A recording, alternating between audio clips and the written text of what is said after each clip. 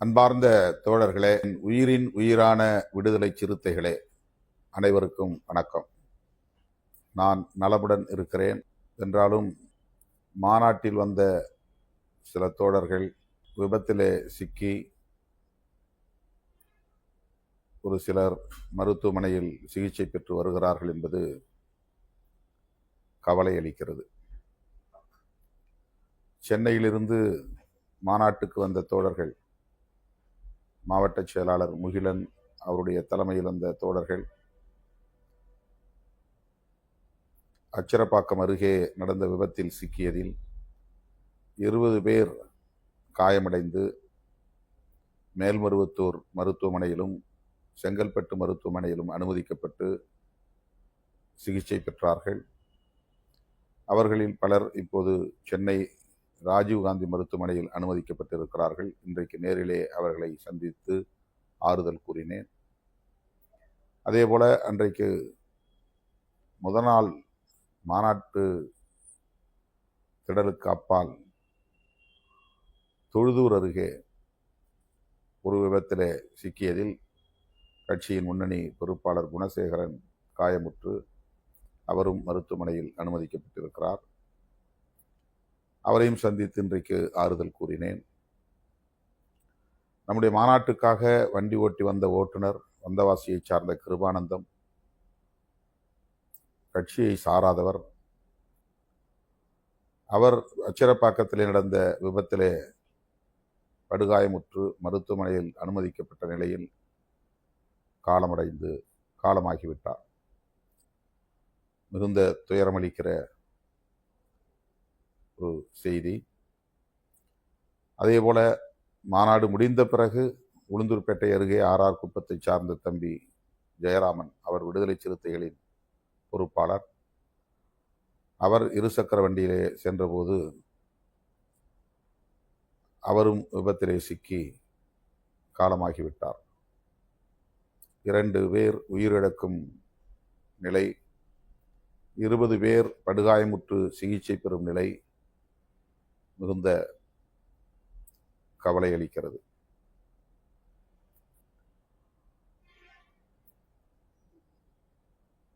மற்றபடி நாம் எதிர்பார்த்த அளவுக்கு மாநாடு மாபெரும் வெற்றியை பெற்றிருக்கிறது.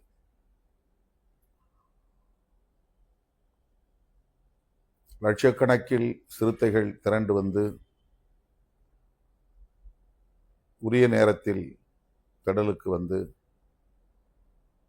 மாநாட்டை வெற்றி பெற செய்த அனைவருக்கும் என்னுடைய நன்றியை உரித்தாக்குகிறேன். எத்தனையோ பல மாநாடுகளை நாம் நடத்தி இருக்கிறோம். லட்சக்கணக்கில் சிறுத்தைகள் பங்கேற்ற மாநாடுகள், இதுவரையில் எந்த மாநாட்டிலும் இல்லாத அளவுக்கு இந்த முறை மேடையில் ஆயிரக்கணக்கான தோழர்கள் குவியும் நிலை ஏற்பட்டுவிட்டது. அதற்கு முக்கியமான 2 காரணங்களாக நான் பார்ப்பது, ஒன்று, புதிதாக நியமனம் செய்யப்பட்ட மாவட்ட செயலாளர்கள் மற்றும் மண்டல பொறுப்பாளர்கள் அனைவரையும் நான் மேடையில் அமர வைப்பது என்று பெரிய மேடையை கட்டமைத்தோம். அத்தனை பேரையும் மேடையில் அமர வைத்து பார்க்க வேண்டும் என்று நான் ஆசைப்பட்டேன்.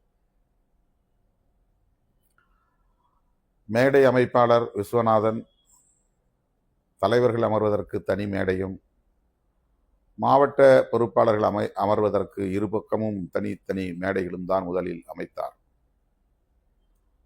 நான் இடையிலே அதை போய் பார்த்தபோது அப்படி தனித்தனியே என்னிடமிருந்து வெகு தூரத்தில் அவர்களை அமர வைக்க வேண்டாம், நான் எந்த மேடையில் அமர்ந்திருக்கிறேனோ அதே மேடையில் அவர்களும் அமர வேண்டும், அதற்கு ஏற்ப ஒரே மேடையாக மாற்றி அமையுங்கள் என்று சொல்லியிருந்தேன்.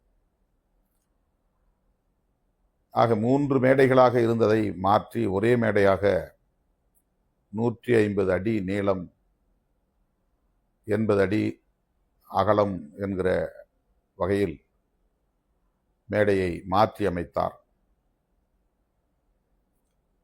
நான் அமர்ந்திருக்கும் அதே மேடையில் அத்தனை பேரும் அமர வேண்டும் என்று நான் ஆசைப்பட்டு ஒரே மேடையில் எல்லோரையும் அமர வைத்ததால் ஒவ்வொரு மாவட்ட செயலாளரோடும் பலர் மேடையில் ஏறும் நிலை ஏற்பட்டுவிட்டது. மாவட்ட செயலாளர்களுக்கு அடையாள அட்டை வழங்கப்பட்டது. அவர்கள் மட்டும்தான் உள்ளே வர வேண்டும் என்று. ஆனால் அதனையும் மீறி அந்த அடையாள அட்டை இல்லாதவர்களும் மேடையில் ஏறும் நிலை உருவாகிவிட்டது. மண்டல பொறுப்பாளர்களும் அப்படி தங்களோடு பலரை அழைத்து வந்ததனால் மேடையில் நாம் போட்டிருந்த இருக்கைகளின் எண்ணிக்கையை விட அதிகமாக சுற்றிலும் நிற்கும் நிலை உருவாகிவிட்டது. இரண்டாவது, அந்த மாபெரும் திரளுக்கு இடையிலே நான் நடந்து சென்று சிறுத்தைகளை பார்த்து வணக்கம் சொல்லிவிட்டு கடைசியில் வைக்கப்பட்டிருந்த அம்பேத்கர் சிலைக்கு மாலை அணிவித்து வீர வணக்கம் செலுத்திவிட்டு மேடைக்கு வந்து அமர்வது என்று ஏற்பாடு செய்யப்பட்டிருந்த நிலையில்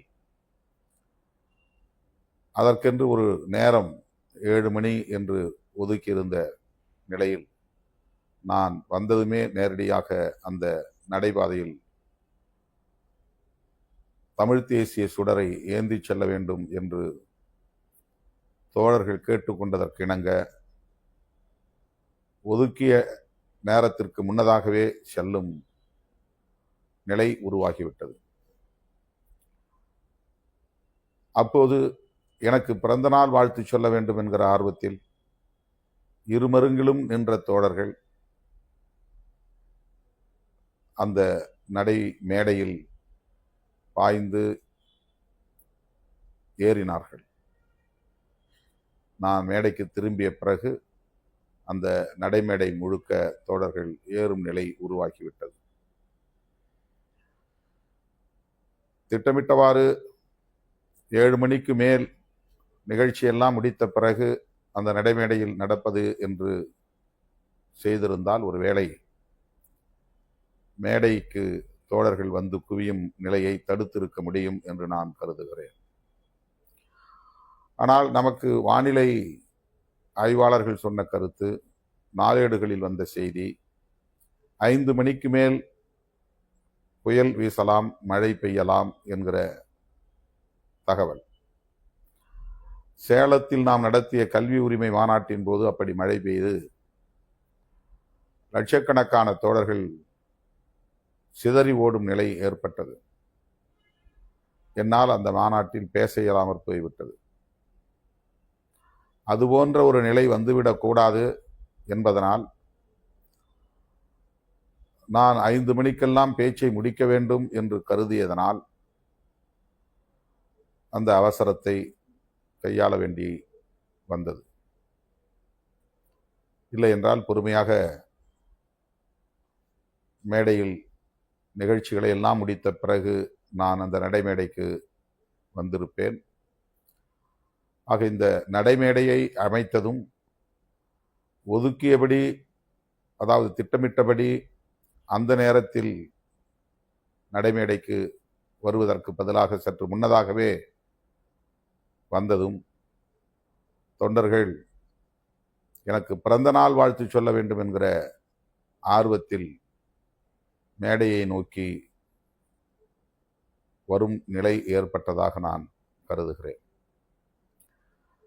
மூன்றாவது, இசை நிகழ்ச்சி நடத்துவதற்கென்று தனியே நாம் ஒரு மேடையை அமைத்திருந்தோம். ஆனால் 1 மணிக்கு நண்பகல் வேளையில் அந்த நிகழ்ச்சியை அங்கே தொடங்க சொல்லி நாம் வற்புறுத்தினோம்.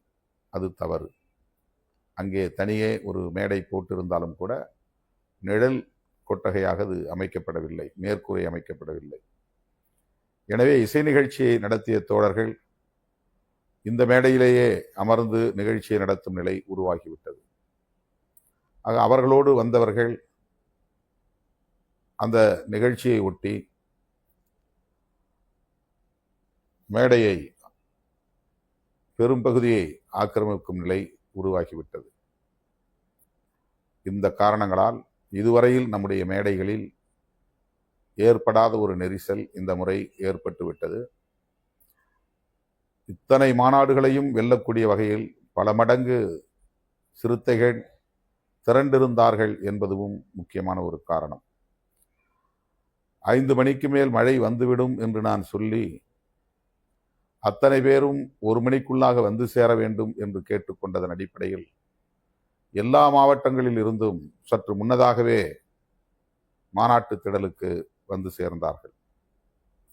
வழக்கமாக அருகே இருப்பவர்கள் சற்று தாமதமாக வருவார்கள், நெடுந்தூரத்தில் இருப்பவர்கள் சற்று முன்னதாகவே வருவார்கள். ஆக வருபவர்கள் கலைந்து போவதும் புதிதாக வருபவர்கள் அந்த இருக்கைகளில் அமர்வதும் என்று கடந்த காலங்களில் மாநாடுகளில் வருவதும் போவதுமாக மாநாட்டு அரங்கை நிரப்பிக்கொண்டே இருப்பார்கள். ஆனால் இந்த முறை அத்தனை பேரும் ஒரே நேரத்தில் மாநாட்டு திடலுக்குள் நுழையும் நிலை ஏற்பட்டுவிட்டது. ஆகவே பிறந்த நாள் அன்றைக்கு இந்த மாநாட்டை நடத்தியதும் அத்தனை பேரையும் 1000க்கும் மேற்பட்டவர்கள் அமரும் வகையிலான மேடையை அமைத்ததும் அந்த மேடையை இணைக்கக்கூடிய நடைமேடையை உருவாக்கியதும் இசை நிகழ்ச்சியை அதற்கென்று போடப்பட்ட மேடையில் நடத்தாமல் இந்த மேடையிலேயே நடத்தியதும் மேடையில் எதிர்பார்த்த அளவை விட தோழர்கள் வந்து குவியும் நிலை ஏற்பட்டுவிட்டது. தீர்மானங்களை படிக்க இயலவில்லை, யாரும் உரையாற்ற இயலவில்லை. கரூரில் நடந்தது போல் இங்கு நடந்துவிடக்கூடாது, மக்களை பாதுகாப்பாக வீட்டுக்கு அனுப்பி வைக்க வேண்டும், நெரிசலில் சிக்கி உயிரிழக்கும் நிலை உருவாகிவிடக்கூடாது என்கிற பதற்றமும் எனக்குள் இருந்தது. எனவே ஓரிரு நிமிடங்களில் நான் உரையை நிறைவு செய்து அனைவரும் பாதுகாப்பாக திரும்பிச் செல்லுங்கள் என்று கேட்டுக்கொண்டேன். இன்னும் சில நிமிடங்கள் நான் பேசிக்கொண்டே இருந்திருந்தால் அந்த நெரிசல் எந்த அளவுக்கு போயிருக்கும் என்று கற்பனை கூட செய்து பார்க்க முடியாது. அந்த அளவுக்கு கடல் அலை வீசுவது போல் தோழர்கள் ஒருவரை ஒருவர் தாங்கி பிடித்து தற்காத்து கொள்ளும் போராட்டத்தில் தான் இருந்தார்கள் என்பதை நேரில் பார்த்தவர்கள் உணர முடியும்.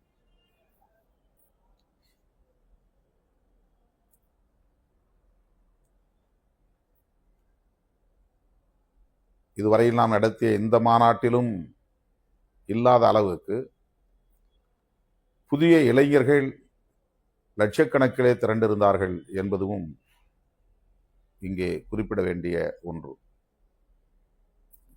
20 வயதிலிருந்து 30 வயதுக்கு உட்பட்ட இளைஞர்கள்,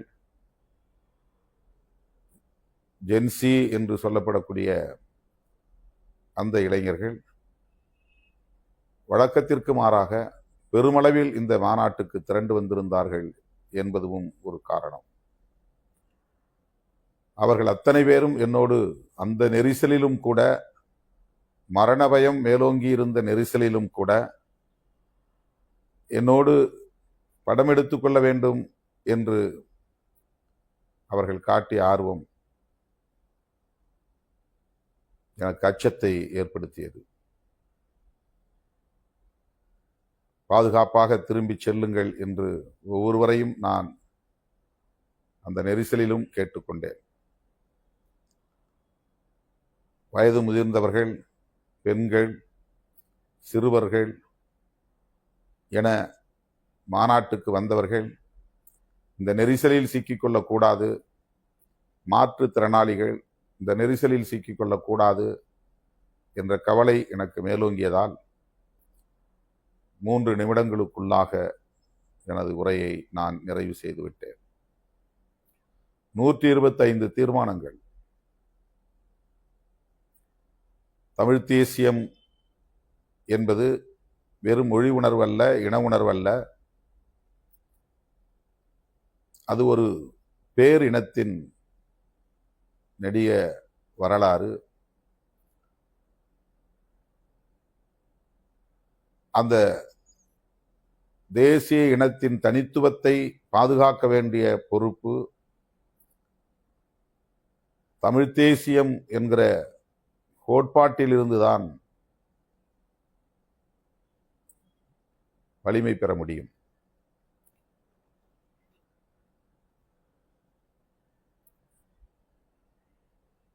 அது வெறும் தனிநபர் சார்ந்த ஒன்று அல்ல, ஒரு இனத்தின் எழுச்சியை அடிப்படையாக கொண்டது. ஆகவேதான் இந்த மாநாட்டுக்கு நாம் தமிழ் தேசிய எழுச்சி மாநாடு என்ற தலைப்பை வைத்தோம்.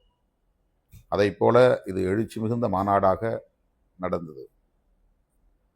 அந்த எழுச்சியை நாம் காண முடிந்தது.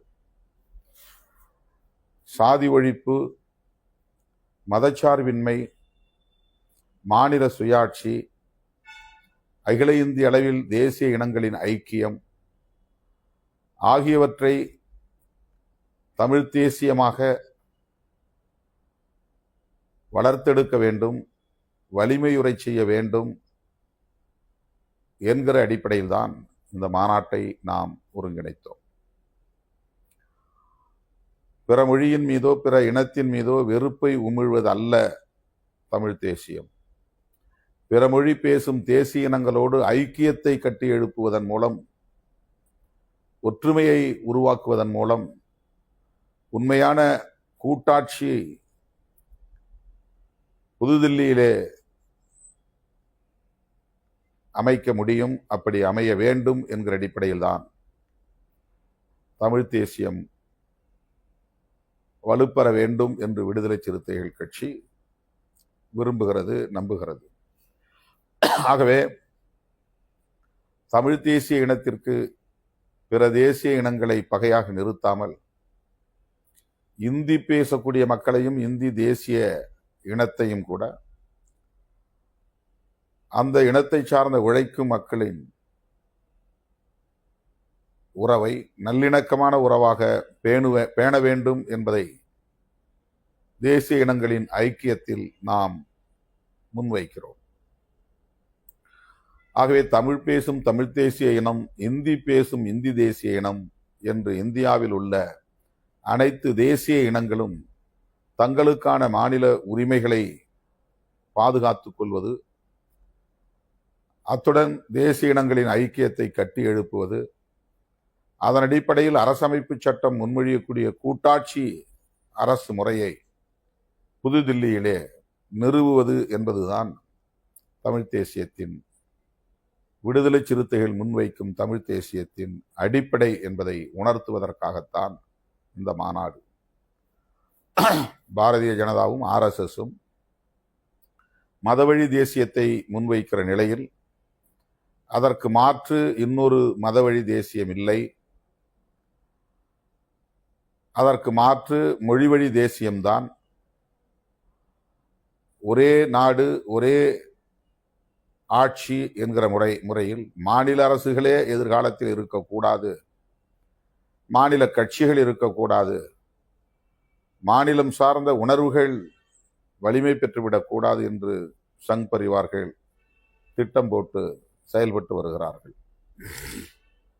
அவர்களின் இறுதி இலக்கு இந்த மண்ணில் ஒரே மதம்தான் இருக்க வேண்டும், ஒரே கலாச்சாரம்தான் இருக்க வேண்டும், ஒரே கட்சி தான் இருக்க வேண்டும், ஒரே அரசுதான் இருக்க வேண்டும், அது புதுதில்லியில் இருக்கிற அரசு, ஒன்றிய அரசு என்று அனைத்தையும் ஓர்மைத்துவம் செய்கிற, அதாவது பன்மைத்துவத்தை சிதைக்கிற ஒரு செயல் திட்டத்தை வரையறுத்து கொண்டு அவர்கள் செயல்படுகிறார்கள்.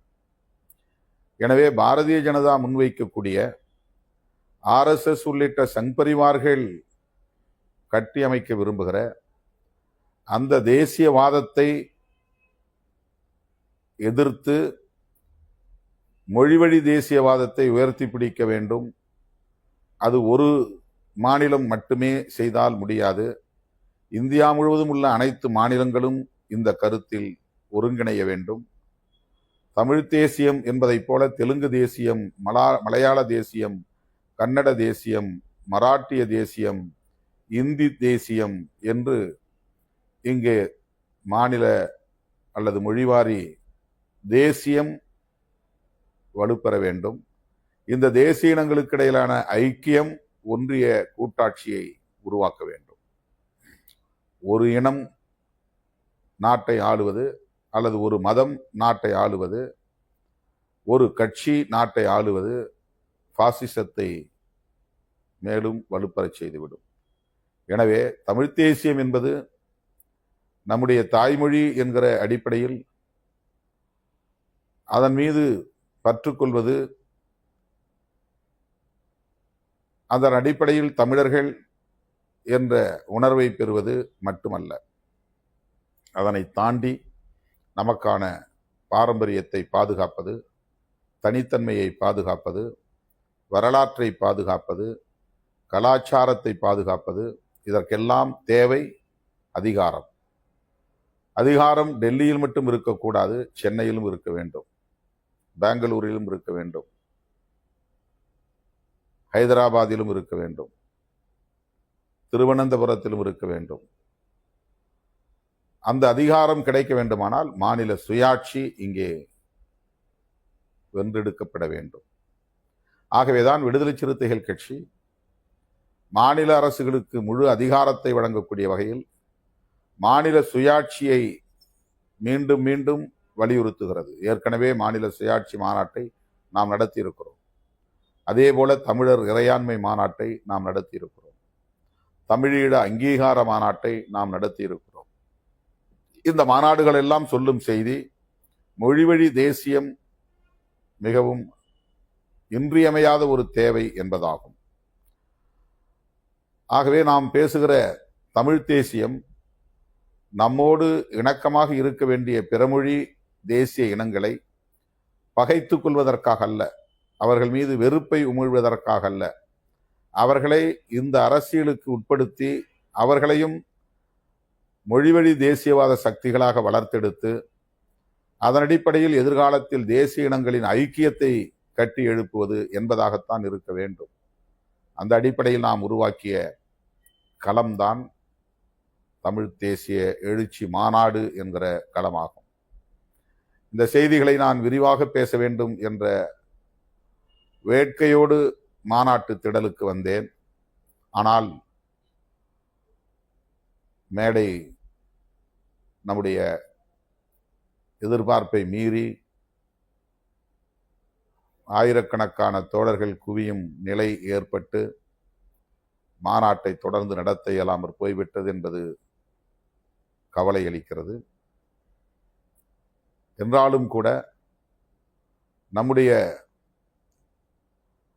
இயக்கம் தவிர்க்க முடியாத ஒரு அரசியல் சக்தி என்பதை மேலுறுதி செய்திருக்கிறோம். தேர்தலுக்கு பின்னர் இந்த இயக்கத்திற்கு எதிராக திட்டமிட்ட அவதூறுகள் பரப்பப்பட்டன. உளவியல் ரீதியாக நம்மை பலவீனப்படுத்த பல முயற்சிகள் மேற்கொள்ளப்பட்டன.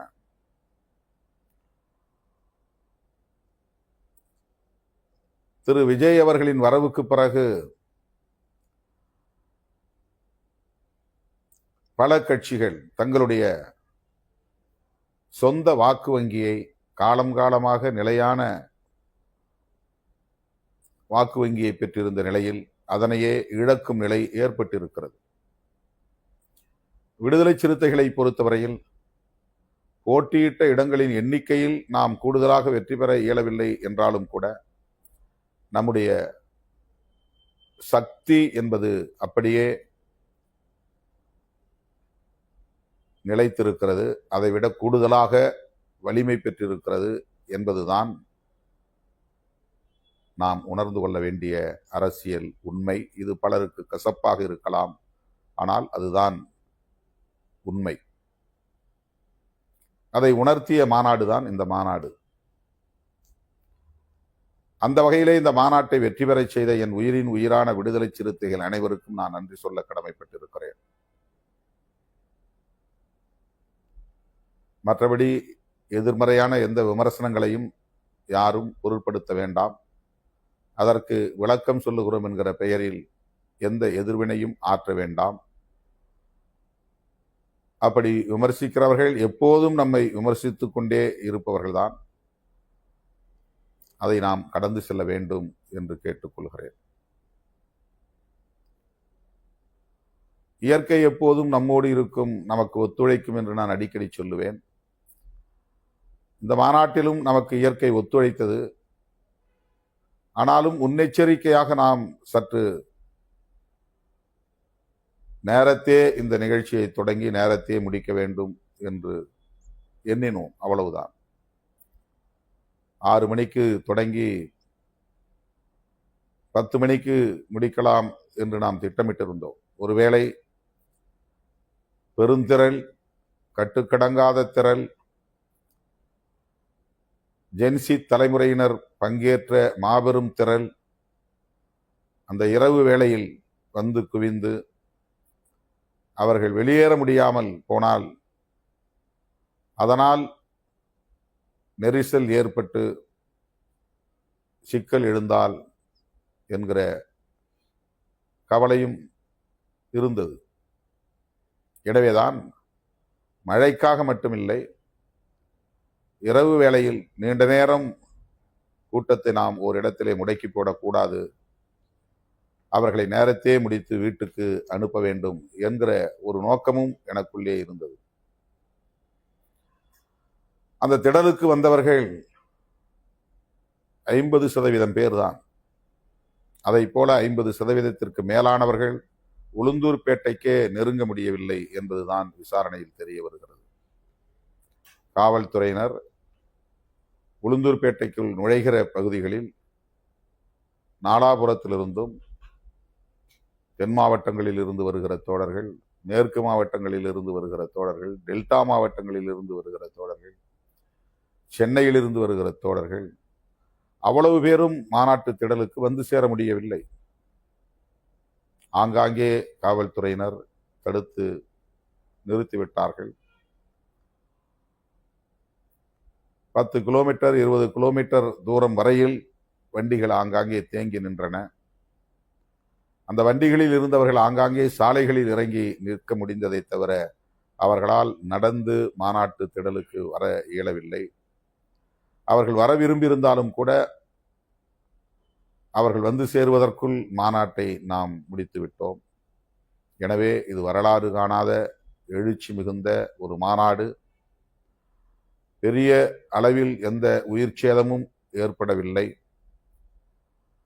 கிருபானந்தம் என்கிற ஒரு ஓட்டுநர், ஜெயராமன் என்கிற தம்பி சிறுத்தை, இந்த 2 பேரின் குடும்பத்தினருக்கும் என்னுடைய ஆழ்ந்த இரங்கலை தெரிவித்துக் கொள்கிறேன். இயக்கத் தோழர்களை, இந்த குடும்பத்தினரை சந்தித்து ஆறுதல் சொல்லும்படி கேட்டிருக்கிறேன். ஜெயராமன் வீட்டுக்கு மாவட்ட செயலாளர் அறிவுக்கரசு உள்ளிட்ட முன்னணி பொறுப்பாளர்கள் சென்று அஞ்சலி செலுத்தி இருக்கிறார்கள். அந்த குடும்பத்தினருக்கு ஆறுதல் சொல்லியிருக்கிறார்கள். நம்முடைய கட்சியின் பொதுச் செயலாளர்களும் நாளைக்கு அந்த கிராமத்திற்கு செல்ல இருக்கிறார்கள்.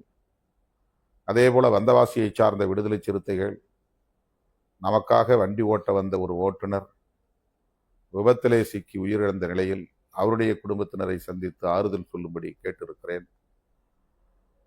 அனைவரும் பாதுகாப்பாக வீடு திரும்பியதில் மகிழ்ச்சி. நாம் அந்த கூட்டத்தில் கிடைத்த அந்த வாய்ப்பில் நாம் எதிர்காலத்தில் என்னவாக இருக்க வேண்டும் என்பதை பதிவு செய்தேன். இதுவரை ஆளும் கட்சிகளோடு பயணித்தோம், இனி ஆளும் கட்சியாக பரிணமிப்போம் என்று கூறினேன். நமது அடுத்த இலக்கு விடுதலை சிறுத்தைகள் கட்சி ஒட்டுமொத்த தமிழ் மக்களுக்காக பாடாற்றுகிற ஒரு இயக்கம்.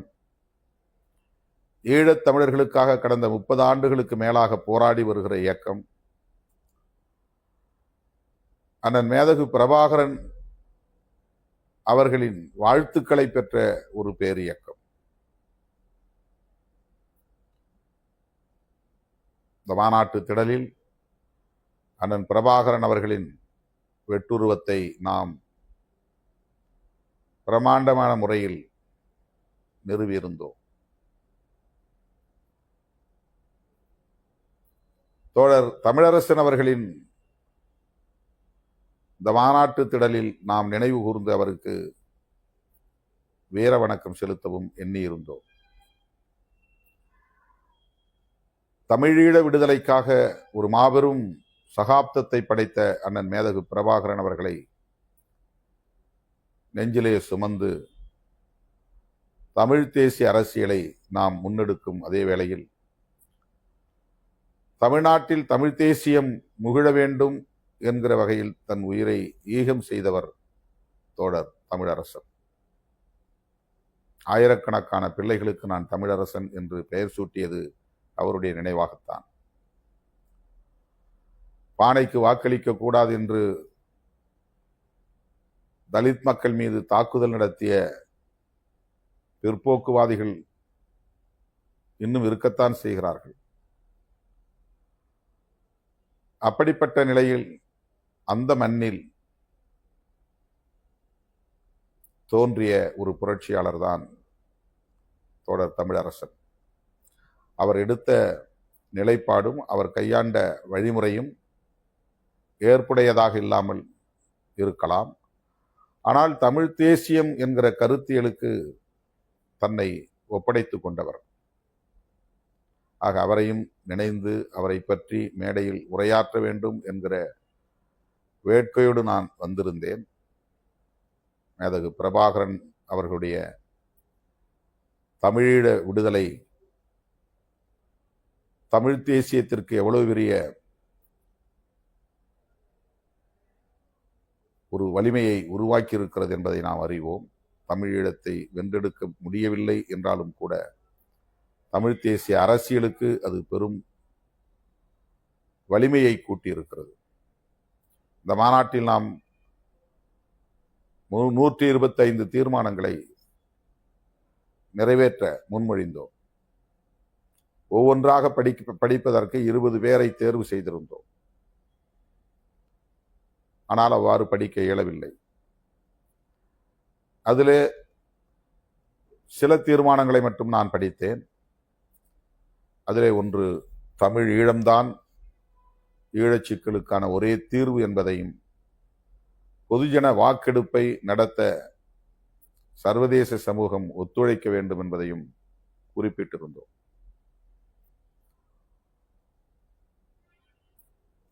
அதே வேளையில் தமிழ்நாட்டில் நாம் அதுபோல தனித்தமிழ்நாடு என்கிற கோரிக்கையை வைக்கவில்லை. புரட்சியாளர் அம்பேத்கர் வகுத்தளித்த அரசமைப்பு சட்டத்தை ஏற்றுக்கொள்கிறோம். அதன் அடிப்படையில் இந்தியா முழுவதும் மதச்சார்பின்மையை கட்டி எழுப்ப வேண்டும், சாதிய கட்டமைப்பை தகர்க்க வேண்டும் என்கிற அந்த அரசியலை மொழிவழி தேசியத்தோடு இணைத்து நாம் முன்னெடுக்கிறோம். இது முற்றிலும் ஒரு மாறுபட்ட கோணம். இது விரிவான உரையாடலுக்கு உட்படுத்த வேண்டிய ஒரு அரசியல். இதனை முதல் கட்சியாக நின்று நாம் முன்மொழிகிறோம். தேசிய இனங்களின் எழுச்சி, தேசிய இனங்களின் ஐக்கியம் என்பதை தேசிய அளவில் கட்டமைக்க வேண்டும் என்பதை ஒரு கனவு திட்டமாக நாம் முன்வைக்கிறோம்.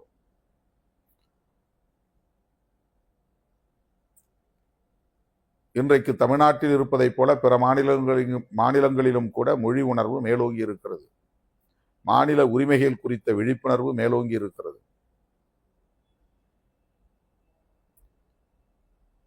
இந்தி பேசக்கூடியவர்கள் பெரும்பான்மையாக இருக்கிறார்கள் என்று சொல்லுவது ஒரு மாயை.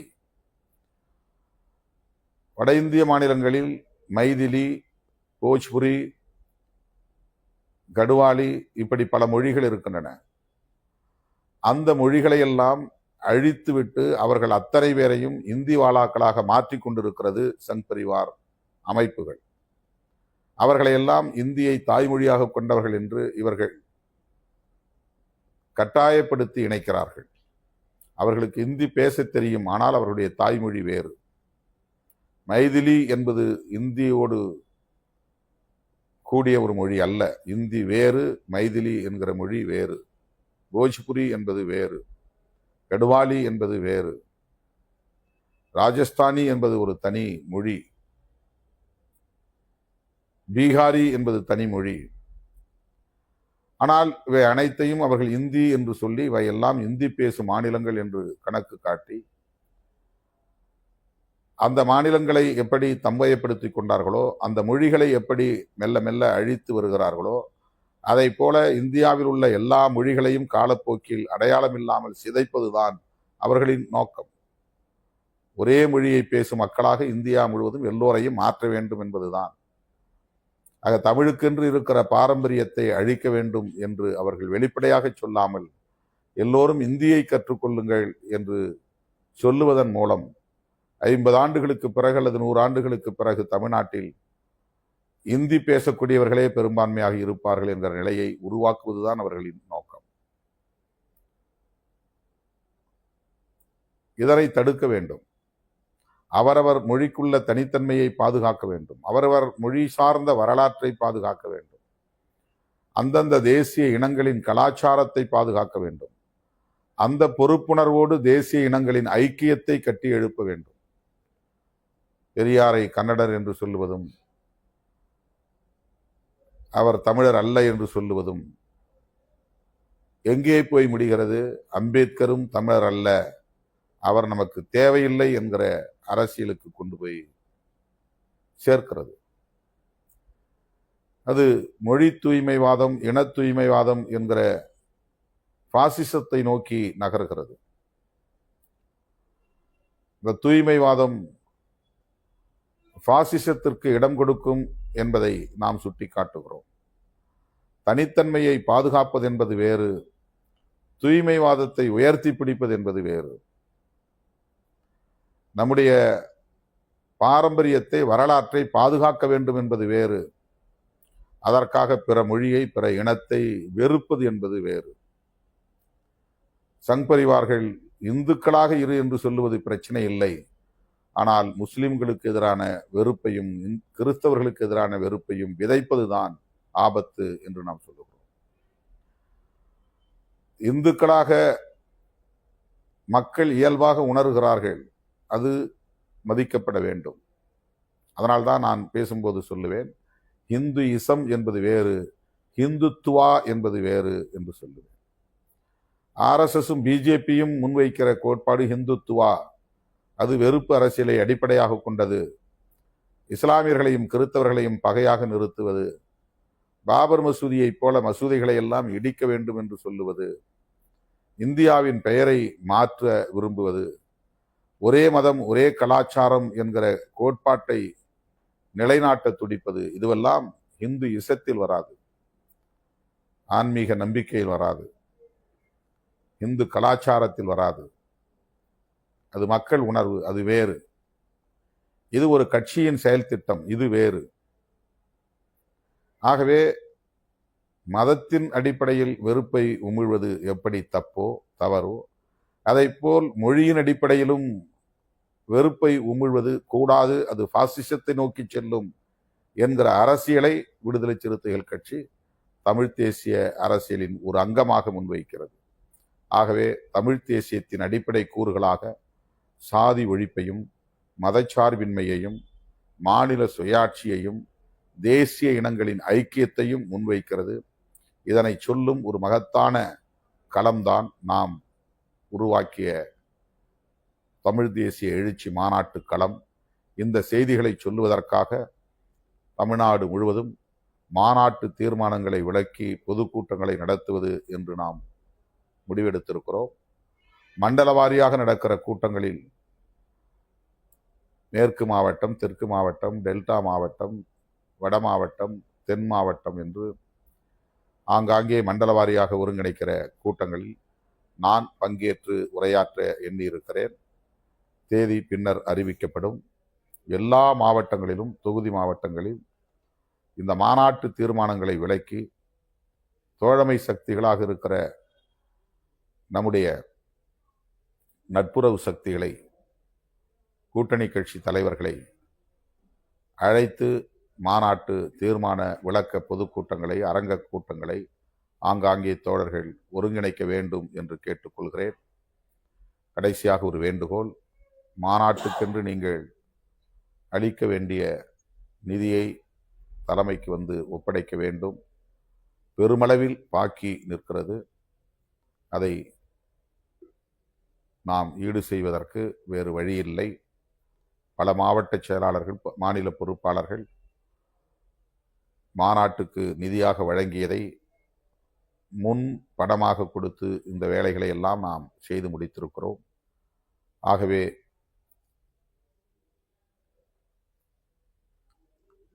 கேட்டுக்கொண்டதற்கு இணங்க ஏற்கனவே அறிவித்தபடி மாவட்ட நிர்வாகம், மாநில பொறுப்பாளர்கள் மாநாட்டுக்கான நிதியை வழங்க வேண்டும். அந்த கியூஆர் கோட் மூலமாகவும் வழங்கலாம். தலைமைக்கு வந்து மாநில பொருளாளர் பாலாஜி அவர்களிடத்தில் ஒப்படைக்கலாம். அதை இந்த வாரத்திலேயே செய்ய வேண்டும் என்கிற வேண்டுகோளையும் வைத்து மாநாட்டுக்கு மிகப்பெரிய அளவில் விளம்பரம் செய்து வண்டி வாகனங்களை ஏற்பாடு செய்து அனைவருக்கும் உணவு போன்ற இன்றியமையாத தேவைகளையும் ஏற்பாடு செய்து மாநாட்டு திடலுக்கு வருகை தந்து மாநாட்டை வெற்றி பெற செய்த லட்சக்கணக்கான விடுதலை சிறுத்தைகள் அனைவருக்கும் என்னுடைய நெஞ்சார்ந்த நன்றியை உரித்தாக்குகிறேன். நிறைவாக என்னுடைய பிறந்த நாளை ஒட்டி எனக்கு வாழ்த்துக்களை தெரிவித்த தலைவர்கள், தோழமை சக்திகள் அனைவருக்கும் நான் நன்றி சொல்ல கடமைப்பட்டிருக்கிறேன். தொலைபேசி வாயிலாகவும் சமூக ஊடகங்களின் வாயிலாகவும் எனக்கு வாழ்த்துக்களை தெரிவித்த தலைவர்கள் திரு ராகுல் காந்தி, நம்முடைய முதல்வர் திரு ஜோசப் விஜய், மேனாள் முதல்வர் அண்ணன் தளபதி மு.க. ஸ்டாலின், கம்யூனிஸ்ட் மார்க்சிஸ்ட் கட்சியினுடைய தலைவர் தோழர் பே. சண்முகம், மார்க்சிஸ்ட் கட்சியினுடைய முன்னாள் மாநில செயலாளர் தோழர் கே. பாலகிருஷ்ணன், இந்திய கம்யூனிஸ்ட் கட்சியின் மாநில செயலாளர் தோழர் வீரபாண்டியன், சூப்பர் ஸ்டார் ரஜினிகாந்த், அண்ணன் முன்னாள் மாநில செயலாளர் சிபிஐ முத்தரசன், இனமுரசு அண்ணன் சத்யராஜ், மக்களவை உறுப்பினர் கவிஞர் கனிமொழி கருணாநிதி, மாண்புமிகு அமைச்சர் தம்பி Aadhav Arjuna, we the leader அமைப்பின் தலைவர் அன்பு சகோதரர் அண்ணாமலை, நாம் தமிழர் கட்சியின் தலைமை ஒருங்கிணைப்பாளர் அன்பு இளவல் செந்தமிழன் சீமான், உலக நாயகன் மக்கள் நீதி மையத்தின் நிறுவனர் மாநிலங்களவை உறுப்பினர் அண்ணன் கமல்ஹாசன், அன்பு இளவல் புரட்சி இயக்குனர் ப. ரஞ்சித், காங்கிரஸ் கட்சியை சார்ந்த நாடாளுமன்ற உறுப்பினர் சகோதரி ஜோதிமணி, மாண்புமிகு அமைச்சர் காங்கிரஸ் வேறு இயக்கத்தை சார்ந்த அண்ணன் விஸ்வநாதன்,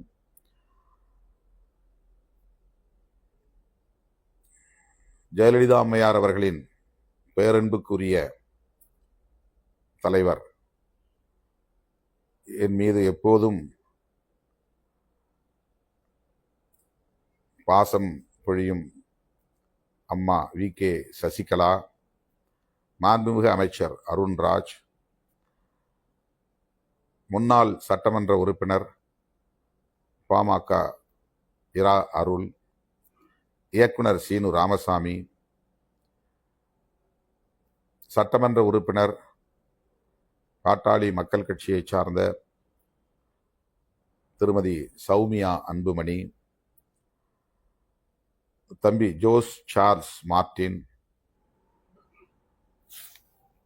மேனாள் நாடாளுமன்ற உறுப்பினர் ஓ.பி. ரவீந்திரநாத், மதிப்பிற்குரிய அண்ணன் மூப்பனார் அவர்களின் அருமை புதல்வர் அண்ணன் ஜி.கே. வாசன், மேனாள் மத்திய அமைச்சர், மேனாள் அமைச்சர் பெருமதிப்பிற்குரிய H.V. ஹண்டே, என் மீது எப்போதும் பாசம் பொழியும் எனது பெருமதிப்பிற்குரிய ஐயா பால பிரஜாபதி அடிகளார், அன்பு இளவல் பசும்பொன் பாண்டியன், சட்டப்பேரவை தலைவர் அண்ணன் ஜே.சி.டி. பிரபாகரன், புரட்சி இயக்குனர் அன்பு இளவல் மாரி செல்வராஜ், பெருமதிப்பிற்குரிய அண்ணன் மேனாள் காங்கிரஸ் தலைவர் கே.எஸ். அழகிரி, கவிஞர் சினேகன், ஷர்மிளா பாலாஜி மற்றும்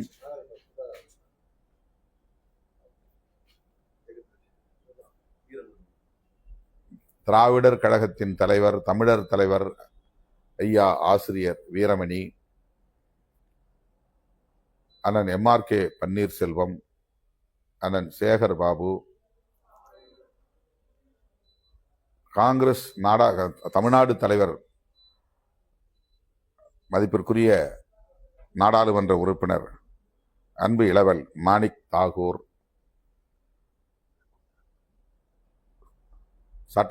மேனாள் சட்டமன்ற உறுப்பினர் அண்ணன் சாக்கோட்டை அன்பு, பெருமதிப்பிற்குரிய அண்ணன் மக்களவை உறுப்பினர் மேனாள் மத்திய அமைச்சர் ஜெகதரட்சகன்,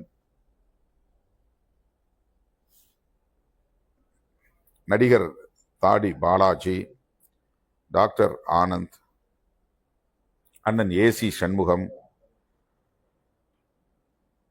மறுமலர்ச்சி திராவிட முன்னேற்ற கழகத்தின் தலைவர் பெருமதிப்பிற்குரிய அண்ணன் புரட்சி புயல் வைகோ, மக்களவை உறுப்பினர் துரை வைகோ, அண்ணன் ராஜா சங்கர், அண்ணன் SN ஜெயராமன், அண்ணன் ஜெயமுருகன், தேசிய லீக் தலைவர் அண்ணன் பஷீர் அகமது,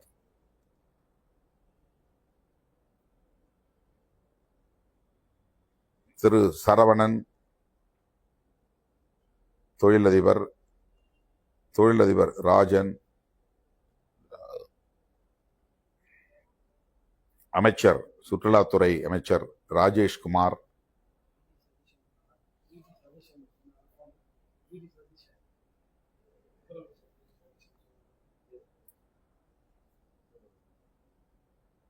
மே 17 இயக்கத்தினுடைய தலைவர் அன்பு இளவல் திருமுருகன் காந்தி உள்ளிட்ட அனைவருக்கும் என்னுடைய நெஞ்சார்ந்த நன்றியை தெரிவித்துக் கொள்கிறேன். பெயர்கள் விடுபட்டிருந்தால் பொறுத்தருள வேண்டுகிறேன். அத்தனை பேருக்கும் என்னுடைய நெஞ்சார்ந்த நன்றி. பிறந்த நாள் வாழ்த்து மட்டுமில்லாமல் மாநாட்டுக்காகவும் வாழ்த்துக்களை தெரிவித்த நம்முடைய முதலமைச்சர் உள்ளிட்ட அத்தனை பேருக்கும் மீண்டும் ஒரு முறை என்னுடைய நெஞ்சார்ந்த நன்றியை தெரிவித்துக் கொள்கிறேன். உங்களின் நல்வாழ்த்துக்களோடு எமது இந்த அரசியல் பயணம் வெற்றிகரமாக அமையும். அனைவருக்கும் நன்றி.